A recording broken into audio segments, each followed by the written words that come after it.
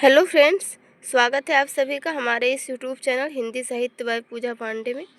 आज के इस वीडियो में हम देखने वाले हैं स्टेट की परीक्षा में पूछे जाने वाले हिंदी के कुछ अपठित गद्यांश और अपठित पद्यांश के प्रश्नों को। सबसे पहले हम देखेंगे अपठित गद्यांश के प्रश्नों को और उसके पश्चात अपठित पद्यांश के प्रश्नों को। इससे आपको ये आइडिया मिलेगा कि हिंदी व्याकरण के कौन कौन से टॉपिक्स से प्रश्न पूछे गए हैं और आपकी तैयारी जो है वो कितनी है। मोस्टली बात करें तो ये जो क्वेश्चन आप देखेंगे ये आपका सीटेट जुलाई 2024 में जो परीक्षा हुई थी उसी के ये प्रश्न हैं। सबसे पहले देखते हैं अपठित गद्यांश। साहित्य सदैव समाज को निरंतरता प्रदान करता है। यह साहित्य और समाज का गहरा संबंध ही है कि साहित्य में समाज के बीच श्रृंखलित होते सिद्धांतों और टूटते बिखरते मूल्यों की चिंता बराबर बनी रहती है। वही साहित्य कालों के बंधन को तोड़कर उसकी सीमाओं से परे जाकर कालजयी बन पाता है, जिसमें मानवीय सत्य की व्याख्या हो और संवेदनाओं के सहारे आस्था जगाने का प्रयास हो। समय समय पर साहित्यकारों ने समाज के बदतर होने की स्थिति को पहचाना है। कुछ रचनाकार हमारे साहित्य पटल पर ऐसी गहरी छाप छोड़ जाते हैं जिनकी आवश्यकता हर युग में बनी रहती है, जिनके विचार सदैव तरोताज़ा ही रहते हैं और जिनकी रचनाएं समाज को दीप्त करने का दायित्व निभाती चलती हैं। उनका साहित्यकार व्यक्तित्व केवल समस्याओं को ही नहीं परखता बल्कि मनुष्यता में विश्वास को बचाए रखने की कोशिश करता है। समाज की बदतर होने की स्थिति, इस वाक्य में जो रेखांकित शब्द है उसका हमें अर्थ बताना है। ये पहला प्रश्न है। तो यहाँ पे जो बदतर शब्द है इसको आप रेखांकित कर लें कि इस बदतर शब्द का क्या अर्थ होगा। ऑप्शन एक है अत्यधिक बुरा, दूसरा दुराचारी, तीसरा अभिमानी, चौथा बेईमानी। तो इसका सही उत्तर हो जाएगा ऑप्शन नंबर एक, अत्यधिक बुरा। बदतर शब्द का अर्थ होता है अत्यधिक बुरा। अगला प्रश्न देखते हैं, प्रश्न संख्या 2। गद्यांश के अनुसार साहित्य में किस तरह की चिंता झलकती है। ऑप्शन एक है नए सिद्धांतों के बनने की, दूसरा सामाजिक विघटन की, तीसरा समाज के आधुनिक होने की, चौथा मूल्यों के बिखरने की। तो इसका सही उत्तर हो जाएगा ऑप्शन नंबर 4, मूल्यों के बिखरने की। आपने ध्यान से इस गद्यांश को पढ़ा होगा। तो इसमें हम देखेंगे तो जो साहित्य है उसमें जो मूल्यों के बिखेरने की चिंता है वो दिखाया गया है। अगला प्रश्न देखते हैं, प्रश्न संख्या 3। कौन सा साहित्य कालजयी साहित्य बन पाता है, यानी कौन सा साहित्य होगा जो कि हर युग में, चाहे वो वर्तमान हो, चाहे वो बीत चुका हो और चाहे आगे आने वाला भविष्य हो, तीनों ही कालों में उसकी जो महत्ता है, उसकी जो प्रभावशीलता है वो बरकरार रहेगी। ऑप्शंस देखते हैं। पहला ऑप्शन है जो मानवीय सत्य की व्याख्या करे, दूसरा जो बिखरते सिद्धांतों की चिंता करे, तीसरा जो पाठकों का मनोरंजन करे, चौथा जो समाज का दर्पण हो। इसका सही उत्तर हो जाएगा ऑप्शन नंबर एक, जो मानवीय सत्य की व्याख्या करे वही क्या है, आपका कालजयी साहित्य है। अगला प्रश्न देखते हैं, प्रश्न संख्या 4। विश्वास शब्द का अर्थ है। ऑप्शन एक है तत्व ज्ञान संबंधी, दूसरा निश्चित धारणा, तीसरा सार्वभौमिक, चौथा विश्व से संबंधित नियम। तो इसका सही उत्तर हो जाएगा ऑप्शन नंबर 2, निश्चित धारणा। विश्वास का अर्थ ही होता है कि कोई निश्चित धारणा। प्रश्न संख्या 5 है विशृंखलित, इसमें प्रत्यय कौन सा है।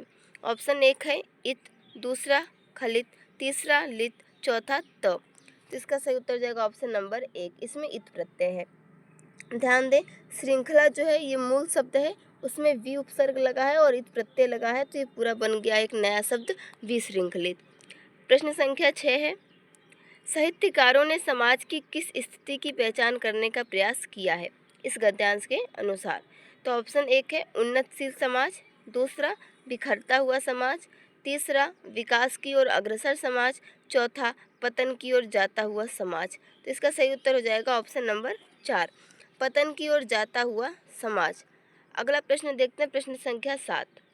कालजयी से तात्पर्य है। ऑप्शन एक है काल विशेष की सही व्याख्या करता हो, दूसरा अल्पकाल तक रहने वाला, तीसरा जो काल विशेष में बंधा हुआ हो, चौथा हर काल में प्रासंगिक हो। अभी मैंने आपको इसका अर्थ बताया, इस अनुसार आप देखेंगे तो इसका सही उत्तर हो जाएगा ऑप्शन नंबर 4, जो भी साहित्य हर काल में प्रासंगिक होता है तो वो कालजयी साहित्य होता है। यानी कालजयी शब्द का अर्थ हो गया जो हर काल में प्रासंगिक हो। प्रश्न संख्या 8 है किस तरह के साहित्यकारों की आवश्यकता हर युग में बनी रहती है। ऑप्शन एक है जो समाज को नैतिक बनाते हैं, दूसरा जो समाज का विकास करते हैं, तीसरा जो समाज को जागरूक करते हैं, चौथा जो समाज का मनोरंजन करते हैं। तो इसका सही उत्तर हो जाएगा ऑप्शन नंबर 3, जो समाज को जागरूक करते हैं। देखिए फ्रेंड्स, अगर आप जो अपठित गद्यांश है या अपठित पद्यांश है उसे एक बार ध्यानपूर्वक पढ़ लेते हैं तो उस पर जो आधारित प्रश्न होंगे उनका उत्तर भी आप बहुत ही शीघ्रता से और एकदम सही उत्तर दे पाएंगे। लेकिन इसके लिए आवश्यक है कि आप गद्यांश और पद्यांश को भी एकाग्रता के साथ पढ़ें, क्योंकि अगर आप जल्दबाजी में पढ़ेंगे तो समय भी आपका ज़्यादा लग जाएगा और आप सोचेंगे कि हमने समय बचा लिया, जबकि ऐसा करने से आपके जो उत्तर हैं वो गलत हो सकते हैं। तो पूरे ध्यानपूर्वक पढ़ें इनको और प्रश्नों का सही उत्तर दें। प्रश्न संख्या 9 है कि समाज को गति कौन प्रदान करता है। ऑप्शन 1 है शिक्षा, दूसरा सामग्री, तीसरा विज्ञान, चौथा तकनीकी विकास। इसका सही उत्तर हो जाएगा ऑप्शन नंबर 2, सामग्री। जो समाज को गति प्रदान करता है वो सामग्री ही प्रदान करती है, क्योंकि सामग्री हमारी कैसी है, अच्छी है, बुरी है, सकारात्मक है, नकारात्मक है, वो चीज़ें हमारे समाज पर काफ़ी प्रभावशाली होती हैं और उसी से ये तय होता है कि हमारा समाज जो है वो उन्नति करेगा या पतन की ओर जाएगा। अगला प्रश्न है प्रश्न संख्या 10। यह एक अपठित पद्यांश से, पहले हम इसे देखते हैं फिर प्रश्नों के उत्तर देखेंगे। दिवसावसान का समय, मेघमय आसमान से उतर रही है वह संध्या सुंदरी परी सी धीरे धीरे।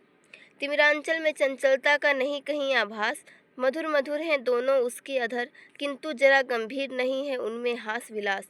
हंसता है तो केवल तारा एक गुथा हुआ उन घुंघराले काले काले बालों से, हृदय राज की रानी का वह करता है अभिषेक। अब प्रश्न संख्या 10 है, संध्या सुंदरी किस तरह के आकाश से उतर रही है। प्रश्न संख्या 1 है चंद्रमा की रोशनी से भरे आकाश से। ऑप्शन दूसरा है सूर्य लालिमा से भरे आकाश से, तीसरा तारों भरे आकाश से, चौथा बादलों से भरे आकाश से।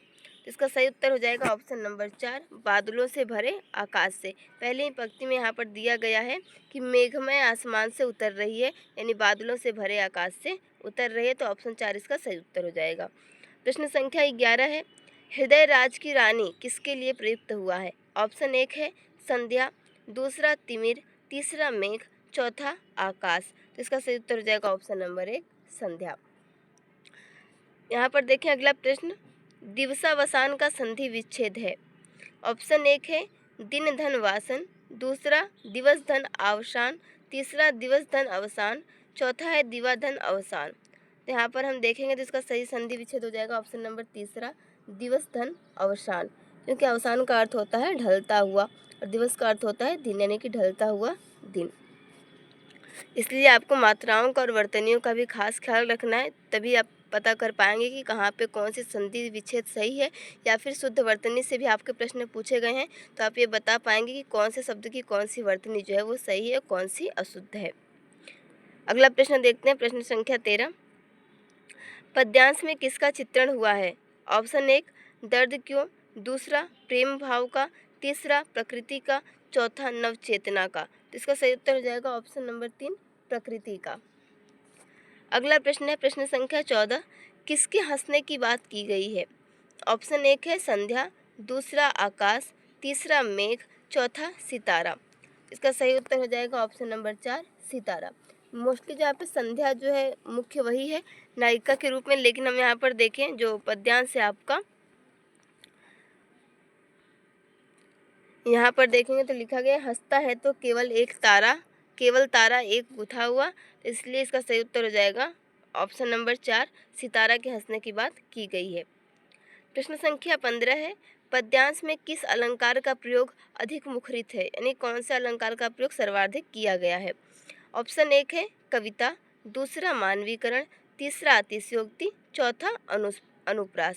इसका सही उत्तर हो जाएगा ऑप्शन नंबर 2, मानवीकरण। मानवीकरण अलंकार वो होता है जब हम प्रकृति की चीज़ों में जो है मानवीय गुणों को देखने लगते हैं, जैसे सुख दुख, चलना बैठना, हंसना बोलना, बातें करना, इन सारी चीज़ों को। तो आप जब यहाँ पर देखेंगे, कविता में आपको दिखा देती हूँ, ये जो पद्यांश है आपका, तो यहाँ पर लिखा गया है वह संध्या सुंदरी परी सी धीरे धीरे, यानी जो शाम है, शाम संध्या का अर्थ शाम ही होता है, वो परी के समान धीरे धीरे आसमान से उतर रही है। तो वहाँ पे उतरना जो है मानवीय गुणों का चित्रण है, इसलिए इस पूरी कविता में, इन पंक्तियों में, पद्यांश में मानवीकरण अलंकार हो जाएगा। और जैसे यहाँ पे सितारा के हंसने की बात कही गई है, फिर उसके घुंघराले काले काले बालों की, और हृदय राज की रानी कहा गया है संध्या को, मधुर मधुर हैं दोनों उसके अधर। तो इस प्रकार से हम देखेंगे तो पूरी जो ये पद्यांश है या पूरी कविता है ये उसमें मानवीकरण अलंकार है। तो फ्रेंड्स, ये आपके कुछ प्रश्न थे अपठित पद्यांश और अपठित गद्यांश से, जो कि आपकी सीटेट परीक्षा के लिए महत्वपूर्ण है। भले ही सेम ये पद्यांश नहीं पूछा जाएगा आपसे, लेकिन यहाँ से आप ये अंदाज़ा लगा सकते हैं कि आपको अलंकार भी पढ़ने हैं, संधि विच्छेद भी पढ़ना है, शुद्ध अशुद्ध वर्तनी भी पढ़नी है। और पिछले जो मैंने आपको वीडियोज़ में कराए हैं अपठित गद्यांश पद्यांश, वहाँ से आपने देखा होगा कि समाज से भी प्रश्न पूछे गए हैं, उपसर्ग प्रत्यय भी पूछा गया है, और समूह से भिन्न और उन शब्दों में विशेष रूप से आपके संज्ञा और विशेषण वाले कुछ शब्द दिए गए थे मिलाकर, उसमें से हमें अलग करना था। तो इस प्रकार से व्याकरण के आपको कुछ टॉपिक्स पढ़ने हैं, लेकिन ज़रूरी नहीं है कि जितने टॉपिक आप पढ़ेंगे उन सभी टॉपिक से आपसे प्रश्न पूछा ही जाएगा अपठित गद्यांश पद्यांश के व्याकरण वाले पोर्शन में। लेकिन आप ये नहीं कह सकते किस टॉपिक से आएगा और किस टॉपिक से नहीं आएगा। तो प्रीवियस ईयर पेपर में जितने भी टॉपिक्स आपको मिल रहे हैं अपठित गद्यांश पद्यांश के, वो सारे मैं सॉल्व करा चुकी हूँ, और आपको उन टॉपिक्स को पढ़ लेना चाहिए। उन्हीं टॉपिक्स में से आपके प्रश्न पूछा जाएगा, और आप यहाँ पर पढ़ लेते हैं तो ये जो 15 नंबर रहेंगे आपके, यहाँ पर आप 15 में से 15 ला सकते हैं।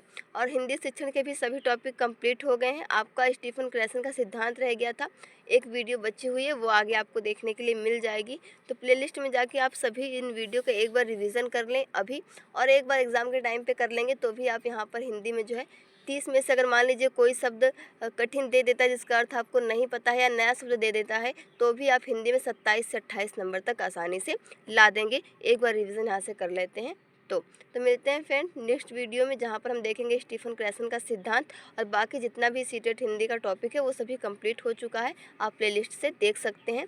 चाहे हिंदी व्याकरण के ही टॉपिक आप देखेंगे तो सभी आपको मिल जाएंगे। अलंकार भी है, समास भी है, संधि भी है, और कुछ जो आपके ये उपसर्ग प्रत्यय वाले शब्द हैं वो भी हैं वहाँ पे, जैसे संज्ञा रह गया, विशेषण रह गया, तो इससे जो विशेष शब्द हैं या विशेष वर्तनी वाले शब्द हैं वो मैं आपको आगे करा दूँगी। मिलते हैं नेक्स्ट वीडियो में। Thank you for watching this video.